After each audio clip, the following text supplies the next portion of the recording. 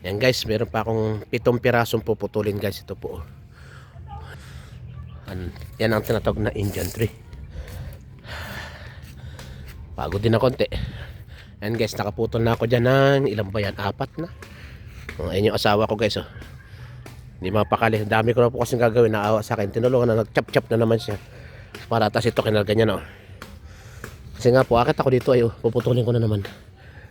Inaawa sa akin. Kasi mahal daw niya ako. Hello, asawa kong tunay. Kunti sulyap naman, mahal ko. Oy, gagalit. Ay, pa-video guys, oh.